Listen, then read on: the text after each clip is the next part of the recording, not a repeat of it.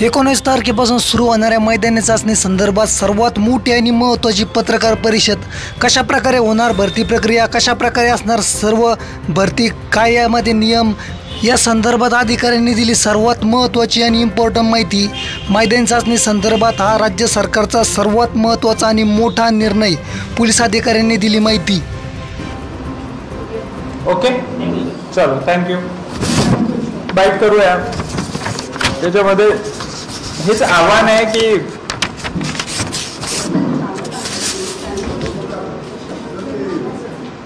हो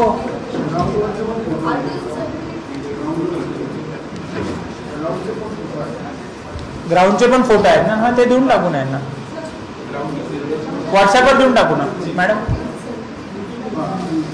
हो हो, RTOचं लायसन्स असणं अपेक्षित आहे. आणि त्यांची ही मैदानी टेस्ट झाल्यानंतर त्यांची ड्रायव्हिंग स्किलची पण एक वेगळी चाचणी आहे.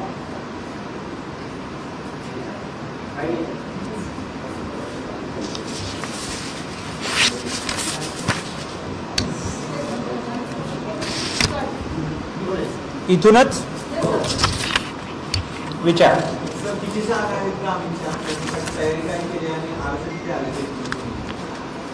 आमच्याकडे पुणे जिल्हा ग्रामीण पोलीस दलातर्फे एकूण 448 पोलीस शिपाई पदाच्या ह्या रिक्त जागा आहेत आणि 48 पोलीस शिपाई चालक ह्या पदाच्या रिक्त जागा आहेत.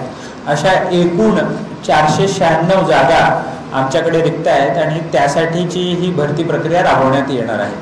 ह्यामध्ये 5314 उमेदवारांनी चालक पदासाठी अर्ज केला आहे, तर 42,403 उमेदवारांनी हे पोलीस शिपाई ह्या पदासाठी अर्ज केलेला आहे.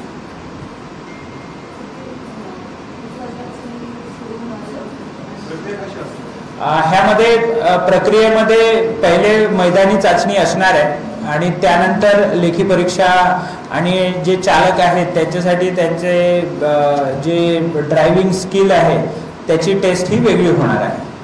ह्या मैदानी चाचणीला सुरुवात बुधवार दिनांक 19 जूनपासून होते आहे आणि त्यामध्ये त्या संबंधित उमेदवारांना SMS हे पाठवले आहेत आणि ते पहाटे 5 पासून ह्या मैदानी चाचणीला सुरुवात होणार आहे.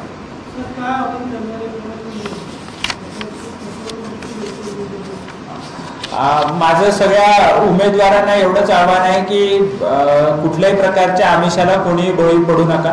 ही जी प्रक्रिया आहे ही अत्यंत पारदर्शक पद्धतीने राबवण्यात येत आहे.